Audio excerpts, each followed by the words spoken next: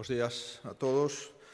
Doulles conta do contido da última conferencia de presidentes que acabamos de rematar fai uns minutos. Esta é a 14ª conferencia e, según nos comunica o presidente do Goberno Central, será a última conferencia de presidentes en formato de domingo e probablemente haberá unha conferencia de presidentes a finais do mes de xullo, pero se abandonan xa, de acordo co Goberno Central, as conferencias semanais que se viñan producindo dende que se declarou o estado de alarma na nación. Evidente que estamos nun contexto moi distinto de cando empezamos a celebrar as primeiras conferencias de presidentes. Hai 3 meses, todos os españois iniciamos un camiño durísimo, especialmente duro, para as familias que perderon a un ser querido, pero tamén para, con carácter xeral, a inmensa maioría dos cidadáns de Galicia e do conxunto de España. Hoxe, a situación sanitaria certamente está controlada, a preparación ante posibles rebrotes é maior e, grazas á responsabilidade de todos, podemos recobrar a nosa relación familiar, social e económica que tiñamos antes de aquel 15 de marzo. Como saben, a partir de mañá, luns, Galicia abandona o estado de alarma. Este novo avance prodúcese, efectivamente, a proposta da Xunta de Galicia, porque, en base aos informes sanitarios que tivemos nos últimos 14 días, especialmente nos últimos 7 días, pensamos xa que reunimos as condicións para abandonar un instrumento absolutamente excepcional como é un estado de alarma. Esta proposta da Xunta de Galicia foi aceptada de forma inmediata, eu diría que en minutos, por parte do Goberno Central, porque comparten os datos de todas as comunidades autónomas, comparten a visión dos responsables do Servicio Galego de Saúde, recoñecen, e yo agradezo sinceramente, que ao longo deste tempo Galicia actuou sempre, en primer lugar, con prudencia, con criterio sanitario e, por suposto, tamén con lealdade ao Goberno como mando único. Quero subliñar que se mañá Galicia pode comenzar a recobrar a súa normalidade, eu quero decir, da forma máis breve e solemna posible, e grazas a todos os galegos, a todas as galegas que fixeron posible este avance. Grazas, en primeiro lugar, aos profesionais sanitarios e non sanitarios de todas as categorías, de todos os centros sanitarios que estuveron traballando contra a pandemia. Grazas aos xestores tamén que compraron materiais, que reforzaron as áreas de urxencias, as áreas críticas de hospitalización, de medicina preventiva, os laboratorios de microbioloxía, en definitiva, tamén os COVID auto, ao conxunto da plantilla do Servicio Galego de Saúde e tamén as 1.771 persoas que contratamos adicionalmente para facer fronte a esta ameaza.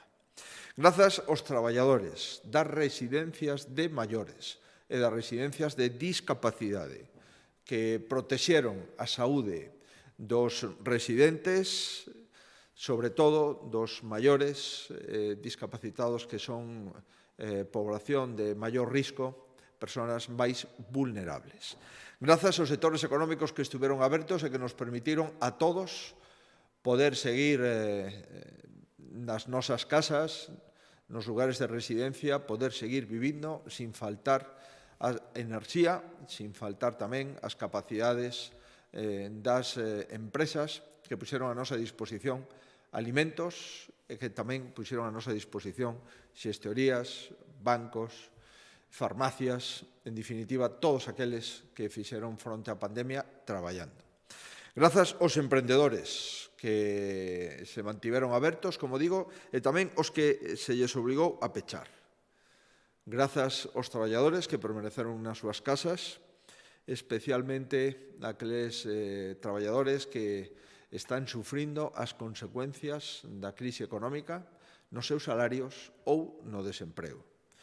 E grazas tamén ás persoas, ás empresas, ás institucións que botaron unha man a través de donativos cuantitativamente importantes e cualitativamente todos relevantes nas contas do Servicio Galego de Saúde. E grazas ao conxunto, insisto, dos galegos que se cuidaron e cuidándose cada un, cuidamos a todos. Para nós foi toda unha oportunidade histórica poder intentar organizar a saúde pública, os servizos sanitarios, os servizos sociais e tamén as distintas opcións e as distintas sensibilidades de tanta xente nun tempo absolutamente excepcional. Y en el día de hoy quiero también mandar un agradecimiento extensivo al Gobierno central. Lo he hecho al presidente del Gobierno y a las ministras y los ministros que estaban en Moncloa haciendo la conferencia de presidentes. Quiero agradecer, como lo he hecho en la conferencia de presidentes, la colaboración y el diálogo que ha habido en la mayoría de los momentos y, sobre todo, reconocer, ¿por qué no?, el esfuerzo del Gobierno central.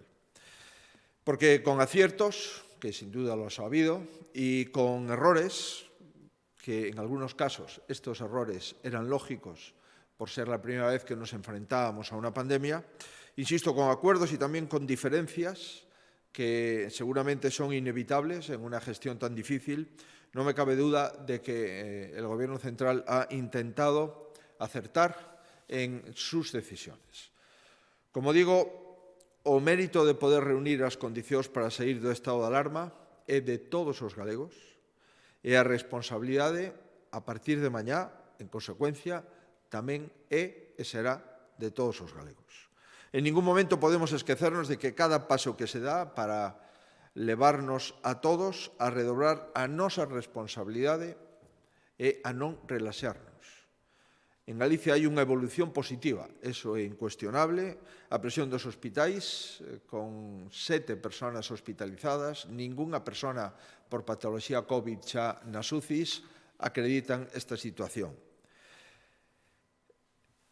Pero é moito máis importante incluso ser a comunidade autónoma con menor taxa de novos contagios por 100.000 habitantes nos últimos 14 días e nos últimos 7 días. Nos últimos 7 días, a taxa de contagio por 100.000 habitantes, novos contagiados é do 0,4, mentras que a media de España é do 3,69. En nos últimos 14 días, a taxa de novos contagios en Galicia é de 0,85 por un 9,52 en España. Pero o feito de que a evolución sexa positiva non significa para nada que podamos pensar en que temos superada a pandemia. Lamentablemente, nin temos un fármaco eficaz 100%, nin temos unha vacina. Ao contrario, seguimos con moitísimas debilidades de cara ao presente e de cara ao futuro próximo. Saímos do estado de alarma avalados, como digo, pola boa evolución epidemiolóxica, pola solidez dos datos, pola preparación sanitaria e social, pero o virus sigue existindo. E, por tanto, fago un chamamento, e o reiterarei mentras non haxa unha vacina, a prudencia e o rigor. Entendemos que saímos do estado de alarma, pero non para consumar as totales costumbres que tiñamos antes, e moito menos para pensar que o coronavirus non existe. O coronavirus existe, lamentablemente. Abandonamos o estado de alarma para entrar nun estado de vixilancia sanitaria permanente, que vamos a exercer coas competencias reestablecidas polas autoridades de saúde pública, pola Consellería de Sanidade e polo Goberno e todas as súas consellerías. Neste sentido, na conferencia de presidentes desta mañá, informei ao presidente Sánchez e aos meus colegas autonómicos que a nosa intención é ir recobrando a normalidade de xeito gradual e, en ningún caso, de forma abrupta. É dicir, daremos pasos adiante en determinadas áreas, pero agardando noutras, avanzando pero con cautela, para que ese avance non teña retrocesos. Como digo, a partir de mañá damos pasos adiante convencidos porque entendemos que a situación permite dar por superada a fase 3 unha semana antes do resto das comunidades autónomas que conformamos a nación española, e sendo así non estaba xustificado esperar exactamente 6 días, porque o estado de alarma desaparecerá no conxunto da nación o próximo domingo ás 0 horas, é dicir, dentro de 6 días. O paso adiante de que desde o pasado luns está permitido o libre tránsito na Comunidade Autónoma de Galicia.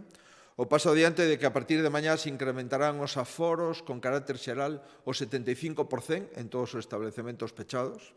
O paso adiante de que dentro das casas as familias e as amizades poden reunirse sin limitación, se acabaron o estado de alarma e, en consecuencia, se acabou o límite aos dereitos fundamentais dos galegos. E o paso adiante, abrir os parques infantís ao aire libre. Debemos valoralos, pero debemos ser, insisto, precavidos. Hai que cumplir os protocolos aprobados o pasado venres e que se coñecen para todos os galegos dende onte o pasado sábado. E, en todo caso, respetar as medidas de prevención, insisto, sin a distancia física de 1,5 metros, sin a hixiene continuada das mans ou sin o uso de máscara nos lugares onde non é posible a distancia de 1,5 metros, sin eso volveremos inevitablemente cara atrás as semanas máis duras, máis oscuras que vivimos probablemente nas nosas vidas. E tamén debemos comprender que non podemos abrirnos de repente en todos os eidos, senón que hai áreas na que, pola propio prestixio de esas áreas, é necesario estar vixiantes para poder ir avaliando resultados e vendo se podemos seguir cara adiante ou, polo contrario, debemos de seguir agardando. Por iso seguimos preservando os colectivos máis vulnerables, os maiores e a discapacidade. Por iso imos ampliando os aforos paulatinamente. E por iso entendemos que compra agardar un pouco máis para abrir as discotecas, os establecementos de ocio nocturno, onde sempre se relaxan máis as medidas de prevención, ou por iso imos valorar xunto co sector o mellor momento para a reapertura dos parques de ocio infantil de carácter pechado, porque entendemos que todo isto conleva riscos. En primer lugar, para os propietarios desos establecementos e, por suposto, para a saúde pública de todos. Nestes casos entendemos que, por prudencia, debemos de esperar un pouco máis para ver como evoluciona a epidemia tras a flexibilización de outras medidas. E por iso eu agradezo o esforzo que están facendo estes sectores e o Goberno o entende perfectamente as dificultades, os límites no que están desde o punto de vista económico, desde o punto de vista social. Pero temos que ser conscientes de que esta situación non é inmutable, polo que periódicamente vamos a avaliar as medidas para avanzar ou retroceder no caso de que haxa brotes importantes en algúns lugares ou en algunhas empresas ou en algúns centros sanitarios ou en algunhas localidades. En Galicia, insisto, estaremos vixiantes e actuaremos en función do plan de brote ou rebrote que o propio Comité Clínico do Servicio Galego de Saúde activou e aprobou fai semanas, pero eu volvín hoxe a plantexar a necesidade de ter un plan de brote ou un plan de rebrote con características homogéneas en toda a nación. Unha vez que o presidente do Goberno Central nos comunicou que a partir do 21 de xuño haberá mobilidade no 100% do territorio nacional e tamén se abrirán todas as fronteiras dos países no espazo Schengen, salvo Portugal, que o fará o 1 de xullo, a partir de aí é máis necesario que nunca tomar medidas tamén para regular o presente e o futuro inmediato en sanidade. A primeira delas é aprobar un plan de rebrote nacional. Por qué? Porque seguimos sin saber cales son os parámetros a partir do cal se considera que existe un brote en un municipio, nunha provincia ou nunha comunidade, porque tampouco sabemos que temos que facer ou cales son as recomendacións comúnmente admitidas nas autoridades sanitarias no conxunto do país. e seguimos sin saber cal vai a ser a reacción a nivel nacional si se produce. Volveremos a declarar o estado de alarma? Ou sería razonable, como vimos plantexando desde maio, aprobar unha legislación sanitaria específica para regular os brotes ou os rebrotes que podemos ter nos próximos meses, nos próximos semestres e incluso no próximo ano ou nos próximos 2 anos. Seguimos sin ter resposta a estas preguntas, que nos parecen básicas, e creo que sería imperdoable repetir a improvisación que tuvemos ao principio da pandemia ante posibles rebrotes que se podan producir a partir do 21 de xuño, cando se abra toda España a recibir cidadáns do espacio Schengen e, por suposto, tamén a comunicarnos con dereito todos os españois entre sí. Nesta liña de preparar o futuro, reitereille ao presidente a miña preocupación, insisto, por ter unha legislación sanitaria específica para regular o risco sanitario onde aínda estamos, porque o risco ata a vacina será evidente. A Xunta de Galicia entende que, por suposto, hai que ir cara adiante. De feito, nós pedimos durante semanas que se permitira a circulación dentro de Galicia, porque a situación epidemiolóxica de todas as provincias o permitía. Pedimos tamén que se abrisen pasos fronteirizos para mercaderías e persoas para poder traballar con o noso veciño Portugal.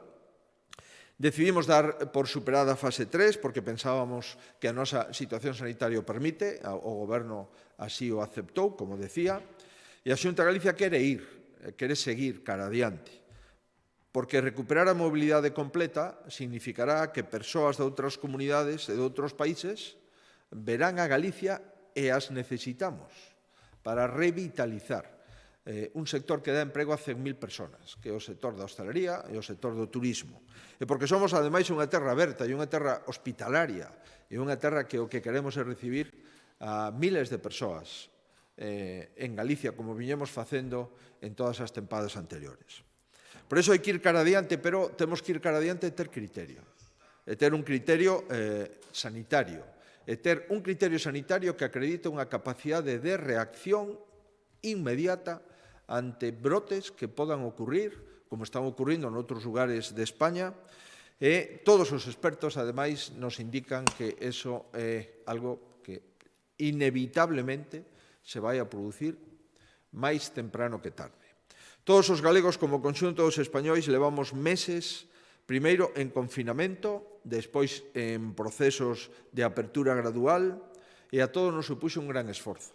E agora, sen que estea rematada esa chamada desescalada por fases en varios lugares de España, e pese a que a situación nos distintos países de Europa é moi diversa, de repente se le van a levantar as fronteiras interiores, se van a levantar, por suposto, a circulación dentro de España de forma inmediata a partir do 21 de xuño, de acordo coa decisión do Goberno Central, e sen ter fixado ningún criterio para afrontar a mobilidade en caso de rebrote, pois se trasladamos ao presidente que nos sorprendía que nin o Plan Nacional de Rebrotes nin a legislación sanitaria estea adecuada para garantir a seguridade máxima na mobilidade que vamos a recobrar prácticamente total en España e tamén nos países Schengen a partir do próximo domingo 21 de xuño.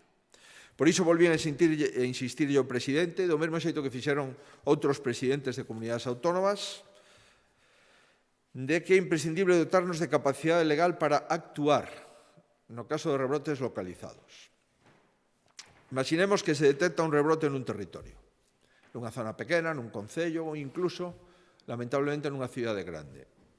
Non será máis lóxico, máis responsable e máis útil poder acotar e regular a circulación nestas zonas en lugar de non facer nada e impedir a propagación do virus? Parece que sí, todos estamos de acordo. Non é comprensible que non lle deamos resposta aos cidadáns salvo o estado de alarma. O estado de alarma non podemos activarlo de forma constante, continua, durante os próximos meses ou semestres ou anos. Por iso lle volvín a propoñer igual que outros presidentes autonómicos, reformar a legislación sanitaria para garantir con maior claridade a posibilidade de regular a mobilidade en España ante posibles rebrotes que se producirán, lamentablemente, a partir dos próximos meses. A propia legislación sanitaria que xa está vixente, que é a Lei Orgánica de Saúde Pública, máis a Lei General de Sanidade de 1986, digo que o prevén. E, de feito, dicen que se deberán utilizar medidas que menos prexudiquen o principio de libre circulación das persoas e bens. Pero probablemente sexa necesario modificar para garantir un artigo específico para habilitar ao Goberno de España a tomar medidas que regulen a mobilidade. A tal efecto, creo que non deberíamos de iniciar períodos vacacionais parlamentarias sin finalización e sin finalizar esa modificación legal que, por prudencia, dende Galicia vimos pedindo dende o mes de maio e, por razóns éticas, a reiteramos para que non deixe de quedar constancia que a proposta de Galicia é regular na legislación sanitaria a seguridade das persoas ante posibles brotes ou rebrotes que podamos ter nos próximos meses. Quedou dito e con constancia na acta da Conferencia de Presidentes.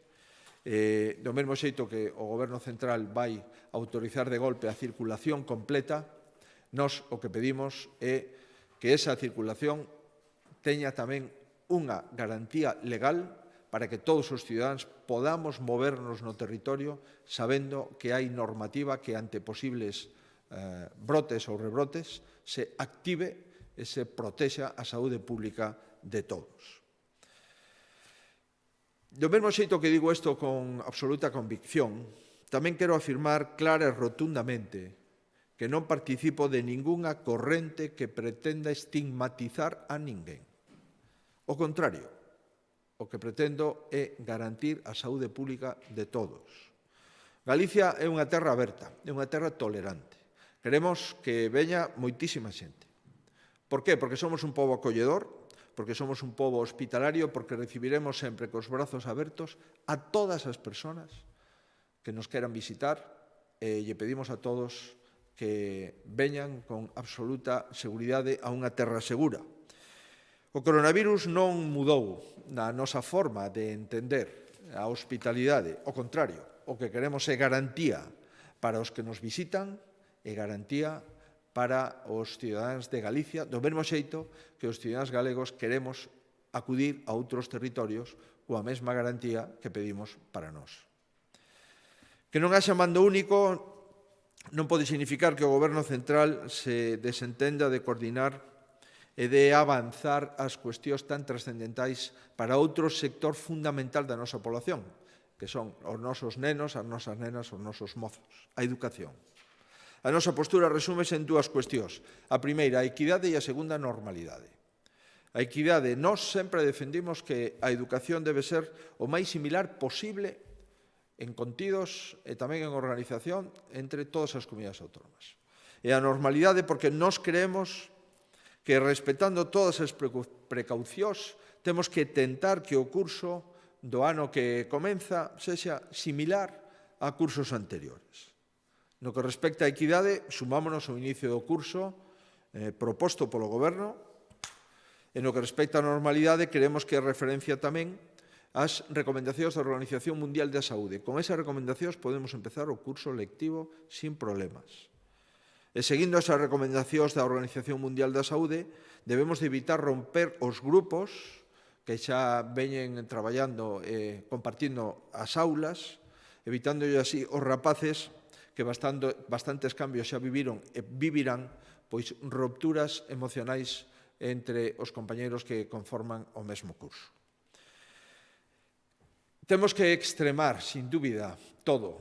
A presencia nas aulas, por suposto, pero se hai un risco adicional son os recreos e as zonas comuns, que onde os expertos señalan maior risco. Isto foi compartido por boa parte dos presidentes autonómicos, cito en memoria Aragón, Castela Mancha, Andalucía e outras. Comento tamén brevemente os temas recorrentes na participación no posicionamento de Galicia na conferencia de presidentes. Primeiro, transparencia nos datos. O que está sucedendo cos datos en España está claro que nos está danando a credibilidade a situación reputacional de España.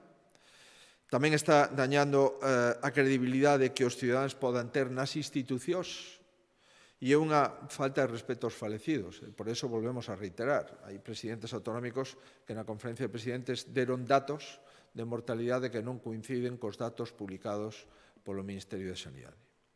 A taxa de reposición de sanidade e servizos sociais tamén o volvín a plantear. Hai outras presidentas autonómicas e presidentes que apoyaron esta tese. Levamos semanas pedindo que se elimine a imposibilidade de sacar todas as vacantes da sanidade e dos servizos sociais á oferta pública de emprego. Como saben, levamos anos con imposibilidade de sacar todas as vacantes porque o priva a legislación básica do Estado e esperemos que agora nos deixen sacar todas as vacantes de sanidade e servizos sociais porque sería respostar mínimamente ao compromiso destos empregados públicos e tamén, por que non, dar a estabilidade que merece. E por último, informolles de algúns asuntos económicos que tamén plantexei. As administracións, evidente que temos que acompañar os emprendedores na reactivación. Falamos dos ERTES, plantexei que hai que alcanzar un acordo a maior brevedade posible sobre a situación dos ERTE de forza maior a partir do 30 de xuño. Temos que trasladar certezas e seguridade xurídica ás empresas e aos traballadores que todavía están en ERTE e que ven peligrado o seu ERTE a partir do 30 de xuño se non se prorroga. Pensamos que os autónomos deben poder dispoñer das mesmas certezas e seguridade que os traballadores por conta allea. Pensamos que deben de prorrogar a prestación do cese de actividade e permitir atenuar un gran impacto que está a sufrir os autónomos nesta crise. Tamén falamos de automoción. Hai 7 comunidades autónomas que constituímos unha mesa pola automoción para reactivar este sector. España é o segundo país produtor de automóviles de Europa despois de Alemanha. Hai miles de emprego que están nunha situación comprometida. Agradecemos ao Goberno que nos anunciara que mañá vai a presentar o plan de automoción para toda España e outros presidentes autonómicos como o valenciano, o de Aragón, o de Castela e León e eu mesmo plantexamos que ese plan de reactivación debe de facerse con neutralidade tecnolóxica. É dicir, non só se deben de apoiar as compras de coches eléctricos, senón tamén as compras de coches con emisións reducidas. Senón, estaremos prexudicando a industria automobilística nacional e estaremos favorecendo exclusivamente a que podan cambiar de coche a rentas máis altas, que son as que realmente poden pagar esa diferencia todavía moi importante que hai entre os coches eléctricos e os coches de carburación normal con emisións reducidas. E finalizo xa, recordelle tamén as nosas propostas, que as reitero, porque creo que son útiles, hai outros presidentes que tamén as apoiaron, propostas fiscais que trasladamos, como a reducción do imposto de valor engadido para o turismo 4%, tamén a reducción do imposto de valor engadido sobre as máscaras, que todos necesitamos utilizar durante os próximos meses. Recordelle que neste momento non podemos permitirnos o peche das industrias como Alcoa, é evidente que nun momento no que temos que crear emprego e estímulos para manter as empresas, non podemos pechar empresas por unha falta de tarifa eléctrica que faga compatible a produción de aluminio ou, como decía tamén o presidente asturiano, a produción de acero en España. E recordelle tamén que dos 90 millóns que o Ministerio propuxo para incentivar o sector do viño, Galicia, que representa o 6% da facturación deste sector, en viños con denominación de orixen, parece ser que lle corresponden 300.000 euros. De 90 millóns de euros, 300.000 euros para o viño galego, esperemos que se rectifique esa forma de entender este reparto absolutamente asimétrico dos incentivos do viño no conxunto de España. Conclúo do mesmo xeito que o intentamos facer sempre, pero hoxe cun matiz importante. Conclúo pedindo aos cidadáns responsabilidade e prudencia para todos. Pero tamén felicitando e agradecendo ao pobo de Galicia o seu exemplar comportamento. Síntome orgulloso de ser galego, síntome orgulloso de estar a disposición dos galegos e síntome orgulloso de presidir o goberno da comunidade autónoma. Fomos quen de traballar con rigor, fomos quen de traballar con metodoloxía, fomos quen de traballar sin facer ruído, intentando hilvanar solucións, protocolos, respostas, parámetros. Fomos quen, en definitiva, de ser leais, con mando único, e tamén de plantexar críticas constructivas que, na maioría dos casos, ao final se asumiron. E por iso, agora, que empezamos a partir de mañá prácticamente a vivir, en primeiro lugar, sin estado de alarma, e, en segundo lugar, cunhas normas sanitarias máis favorables para a actividade económica e social, e, sobre todo, a partir do próximo domingo, 21 de xuño, que dende a mañá poderemos recibir a calquer cidadán de España, probablemente a inmensa maioría de todos os cidadáns da Unión Europea, pois, a partir de aí, si cabe, temos que ser todavía máis respetuosos e máis estrictos coas medidas de saúde pública. Se o facemos, poderemos, tal como neste momento, felicitarnos nos próximos meses. Eu estou convencido que o vamos a facer e por iso pido que non nos relaxemos, senón que nos sigamos cuidando, porque o futuro de Galicia depende de nós. Mais nada, moitas grazas e quedo a disposición se hai alguna pregunta para intentar contestarla. Moitas grazas. Sí, presidente, na Televisión de Galicia queríamos preguntarlle como interpreta a negativa de Portugal a non abrir a fronteira ata 1 de xullo e tamén saber se, en ausencia das reformas legislativas que reclama para limitar a mobilidade dentro de España en caso de repunta dos contagios, a Xunta de Galicia, no ámbito das súas competencias, estuda algún tipo de medida para responder a esa situación. Bueno, o presidente do Goberno non deu ningunha explicación nin aclaración porque no caso de Portugal pois as fronteiras se van a abrir o 1 de xullo. Simplemente dixo que Portugal solicitara que a fronteira con España se abrira o 1 de xullo. Eso é a información que deu o Goberno Central, non deu outra. Así como no resto dos países da Unión Europea e no espacio Schengen se abrirá o 21 de xuño, Portugal pediu explícitamente que a fronteira con España se abra o 1 de xullo nun acto que van a presidir o xefe de Estado español, o rei de España, e tamén o presidente da República Portuguesa, acompañada polos primeiros ministros de España e Portugal.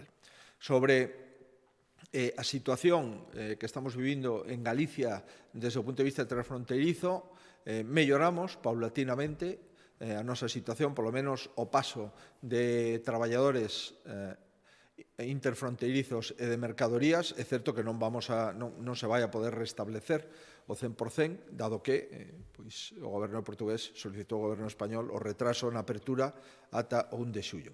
En relación con que podemos facer para protexer a saúde dos galegos, bueno, nós vamos a traballar ao máximo por protexer a saúde dos galegos, o viñemos facendo así antes de que o goberno central declarado o estado de alarma, e o vamos a facer sendo a primeira comunidade autónoma que abandona o estado de alarma de acordo co propio goberno central, e que nos anticipamos 6 días ao resto do territorio nacional no abandono do estado de alarma ata o día 21.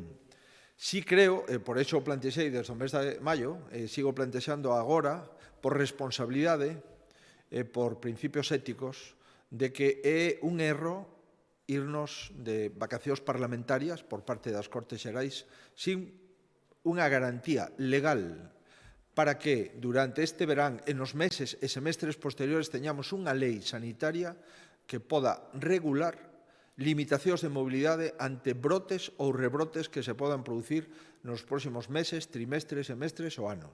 Creo que iso é un erro e por iso o plantexei.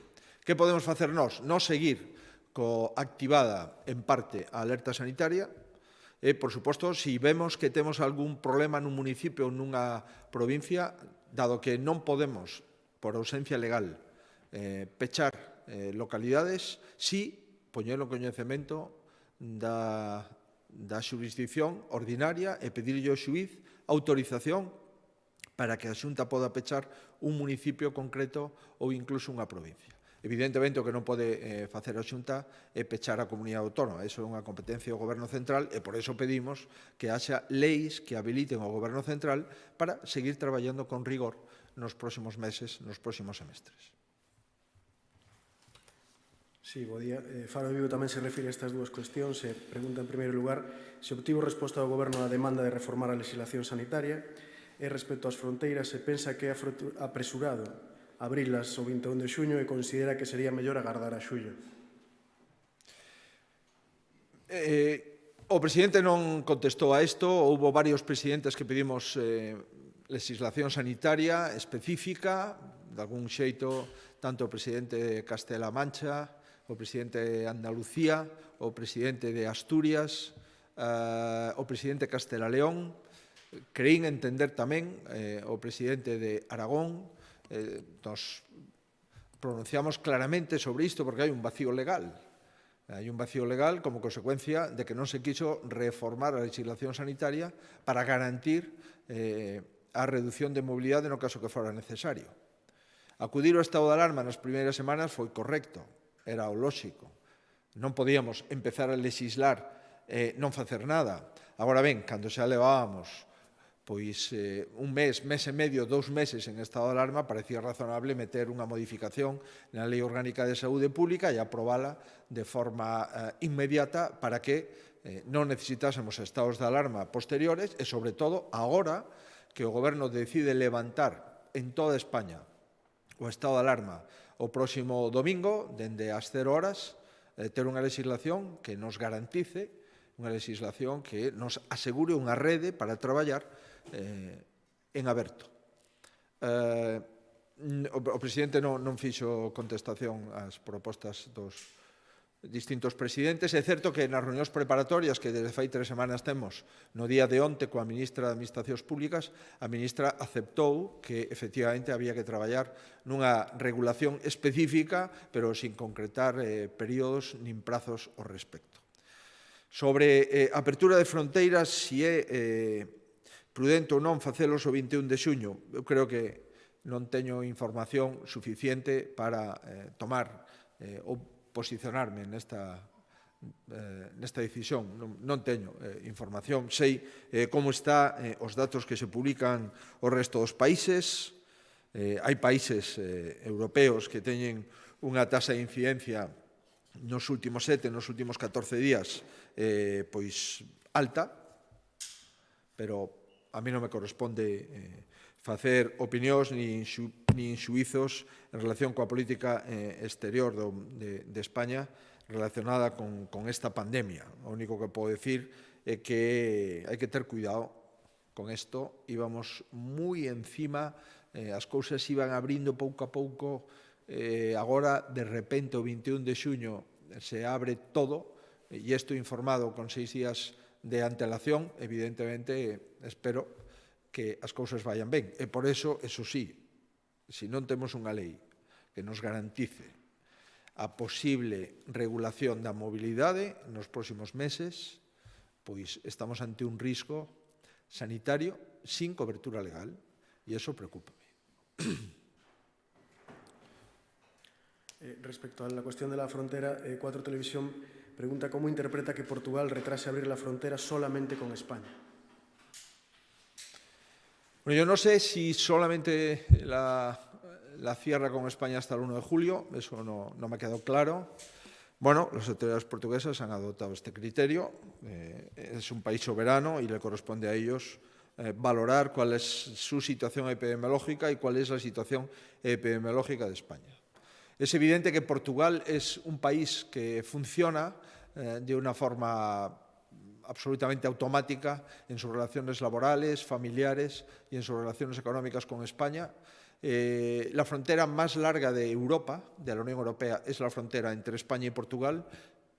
Los tráficos de agitación entre Portugal y España son miles y miles y miles de automóviles entrando y saliendo de forma continuada y constante durante las 24 horas del día, y en este contexto no es lo mismo una frontera con países que llegan a Portugal vía aérea o vía marítima que con un país que comparte territorio y que comparte península, ¿no?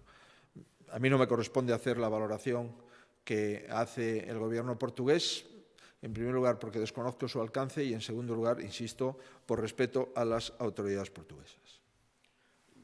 Dúas preguntas de Europa Press. Canto lle corresponde por agora a Galicia do fondo dos 16.000 millóns non reembolsable?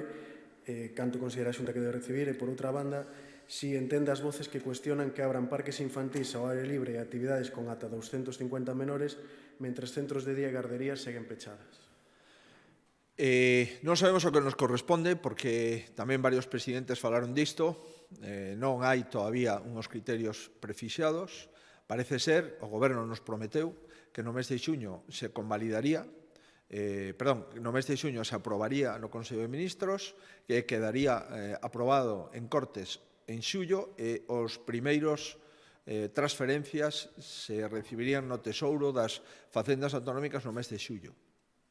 Por tanto, lamentablemente non o sabemos. O que sí sabemos é que se rompeu o criterio de financiamento, que a Galicia lle correspondía aproximadamente o 6% desos 16.000 millóns, no entorno de 1.000 millóns de euros, se mantuvésemos os criterios de financiamento ordinarios, pero dado que o Goberno decidiu cambiar esos criterios de financiamento, nos tememos que vamos a recibir unha cuantía sensiblemente inferior. Acabo de dar os datos do viño. 90 millóns de euros para toda España, somos o 3,5% da produción de viño con denominación de orixen, o 6% da facturación de viño ao total de España, e nos dicen que nos tocan 300.000 euros. Por tanto, levamos visto como se toman decisións no reparto do diñeiro en función de determinados parámetros que parece ser benefician a uns porque, dende logo, a Galicia a perxudican claramente.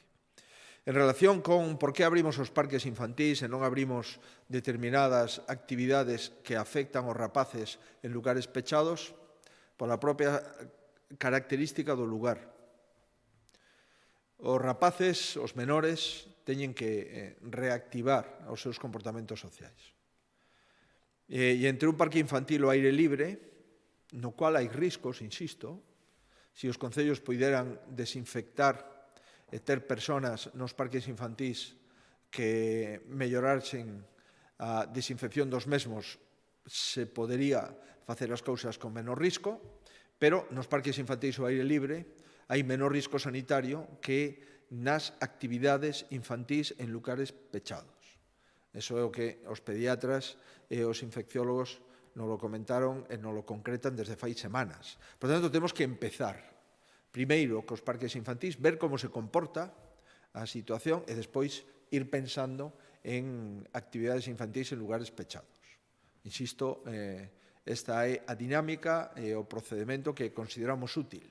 Abrir todo a vez, tanto as actividades ao aire libre como as actividades interiores, no ámbito dos nenos, dos pequenos, nos parece moi arriscado. E, de feito, cando se ven aforos, sempre hai dous criterios, aforos en lugares pechados e aforos en lugares abertos, xa sexa deportivos, culturais ou de outro tipo. O primeiro que abrimos foron as terrazas, non foron os lugares do interior do bar ou da cafetería. Autorizamos as terrazas, pero non autorizamos os lugares pechados. Pois no ámbito do ocio infantil, os criterios que se nos indican son parecidos aos anteriores.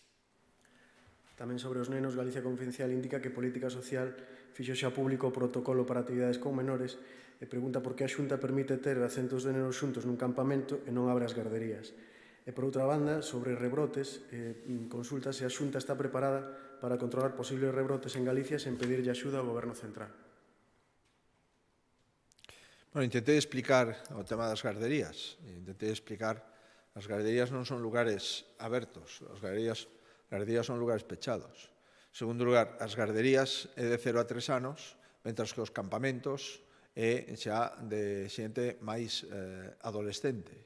En cuarto lugar, hai un protocolo de limitacións de aforo nos campamentos moi importante, cousa que non se podía facer nas garderías. E, en quinto lugar, se non me equivoco, cando tivemos as reunións cos directores das garderías, nos trasladaron que non había unha demanda superior ao 20-25% dos pais de levar os seus nenos ás garderías.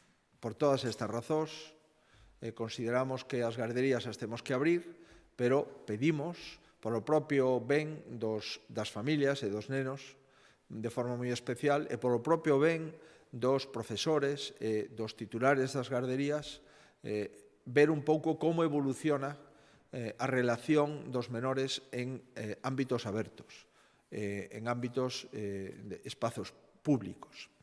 Había outra cousa que non recordo. A outra era se estaba Galicia preparada para rebrotes sin ter que recurrir ao goberno. Nos, evidentemente, estamos preparados para os rebrotes que se podan producir intracomunitarios. O que vamos a ver se estamos preparados para recibir a toda a xente que poda vir a Galicia a partir do 21 de xuño. Aí está un risco evidente, ¿no? Pero ese mismo risco van a ter pois outras comunidades autónomas. Casi todas as comunidades autónomas van a ter riscos desta natureza. En Galicia o ano pasado entraron 1.800.000 personas entre xullo, agosto e setembro. Probablemente este ano non entre esta cantidade, pero por unha parte é inevitable reabrir a actividade turística. Nos gustaría, nos parece imprescindible que o conxunto da nación teña un único plan de rebrotes e que o conxunto da nación teña unha lei que posibilite pechar no caso de que se produza pois un rebrote que se extenda de unha forma notable a un municipio, cousa que, lamentablemente, legislación estatal non temos. As autoridades sanitarias comunitarias sí podemos pedirlle a un xuiz que nos habilite cuestións concretas, pero o que non podemos en ningún caso é pechar unha autovía ou un aeroporto ou a un porto. Esas cousas lle corresponden ao Goberno central. El diario.es refírese á súa petición dun protocolo en educación para todo o Estado na volta ao próximo curso. Pregunta como valora que Madrid e Euskadi se desmarcasen do acordo inicial. Por outra banda, unha vez fora do estado de alarma, quere saber se Galicia vai seguir enviando información diaria ao Ministerio de Sanidade. Sí, nos vamos a seguir enviando información diaria ao Ministerio de Sanidade porque nos parece que é moi importante que contemos con información de todas as comunidades autónomas para poder orientarnos, para poder evaluar como vamos co resto dos demais e tamén para que teñamos unha visión da saúde pública en España no seu conxunto. En relación co posicionamento de Euskadi e de Madrid, seguro que os conselleiros de ambos os dous comunidades autónomas se explicaron e propuxeron por qué da súa proposta. O que sí digo é que prácticamente todos os presidentes autonómicos do Partido Popular, do Partido Socialista, fixemos fincapé en que era necesario mellorar o documento e o protocolo de educación. Insisto, prácticamente todos, vamos, a inmensa maioría.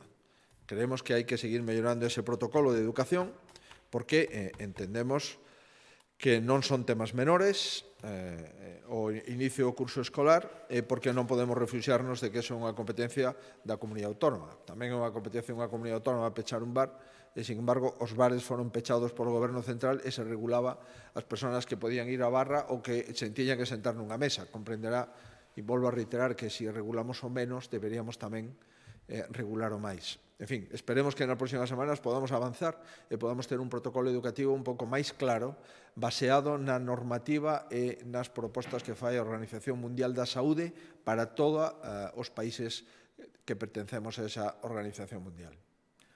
De cara a las próximas semanas, 4 Televisión recuerda que en 15 días arranca la campaña electoral y pregunta si la nueva normalidad, de qué manera afectará esa nueva normalidad al proceso.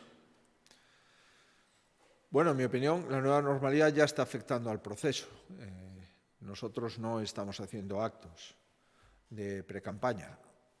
Por tanto, ya hemos tomado nota, nos parece, que en esta campaña hay que ser muy cauteloso con los actos políticos. En segundo lugar, nosotros pensamos, y así lo haremos, que la campaña se debería de acortar si hubiese consenso. Y en todo caso, me da la sensación que al menos el partido al que pertenezco va a tomar la decisión de reiniciar la campaña con actos políticos, retomándola en el día que se suspendió en la convocatoria anterior y, por tanto, prácticamente no haciendo actos de precampaña. Por tanto, sí ya está afectando. En segundo lugar, pues hay más de 130 técnicos en prevención de riesgos que están acabando de inspeccionar todos y cada uno de los colegios electorales, todos y cada uno. ¿Para qué? Para garantizar la tranquilidad y la seguridad de todas las personas que acudan a votar el 12 de julio. Y en cuarto lugar, hemos aprobado un protocolo conocido que está a disposición de la Junta Electoral y que no ha tenido enmiendas al respecto para garantizar pues, entradas y salidas en los colegios, geles hidroalcohólicos, mascarillas, protección y prioridad de los mayores en el acceso a la urna y protección, por supuesto, a las personas que representan al presidente y a los vocales de la mesa electoral, así como a los interventores y apoderados de todos los partidos políticos. Pero, en fin, hay ajustes en esta campaña, sin duda, y al menos el partido mayoritario no está haciendo actos preelectorales como venía realizando en anteriores campañas. El País pregunta se non podería entón pechar a Xunta un concello como fixo a Generalitat con Igualada. Solamente con autorización judicial.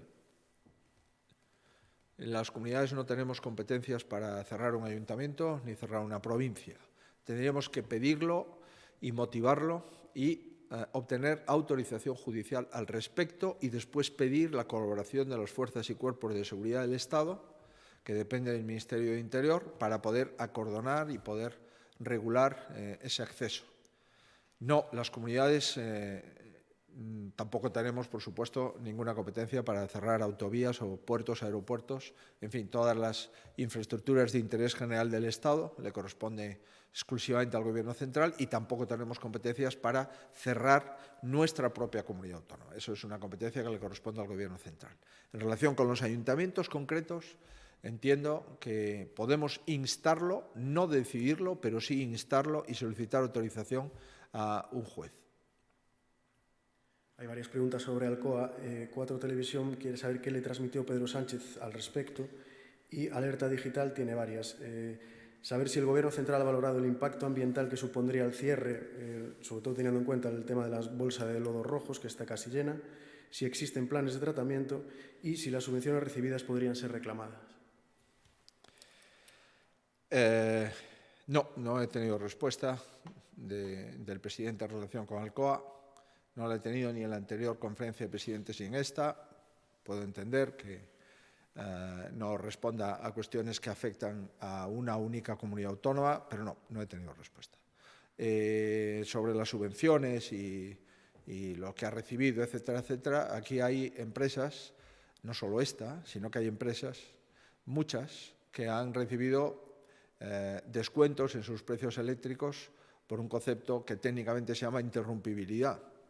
Hay más de 100 empresas que han recibido subvenciones al precio eléctrico. En el último planteamiento de interrumpibilidad, lo que ha ocurrido es que a las empresas que antes recibían más incentivos en esa tarifa eléctrica, ahora han recibido menos, y unas empresas que antes no recibían nada, ahora han recibido subvenciones en la tarifa eléctrica y llegan a 600 empresas. Por tanto, me sorprende que se haga este planteamiento cuando desde hace décadas pues hay las empresas del aluminio primario y del acero tienen una tarifa eléctrica especial para poder seguir produciendo en España, pero no de este gobierno, sino de todos los gobiernos que los han precedido. Pero insisto, yo de momento propuestas del Gobierno central en relación con Alcoa, yo no tengo ninguna. Sí me gustaría, como es lógico, ya dejar de perder mucho más tiempo y sentarse realmente y hablar realmente del mantenimiento de una fábrica que es clave para la industria española y que es clave para la industria en Galicia y muy especialmente en la Mariña Lucense en la provincia de Lugo. Insisto, ya sea Alcoa o cualquier otra compañía, yo no hablo nominalmente de compañías, yo hablo de que es necesario mantener una fábrica de producción de aluminio primario en España y esa, la única que existe es la gallega, la de Mariña Lucense. Y para mí, para el Gobierno, y yo entiendo que para la mayoría de los gallegos, es fundamental que esa factoría no se cierre, mucho menos ahora que lo que estamos es para salvar empresas, no para condenar empresas. Muy bien, muchísimas gracias a todos.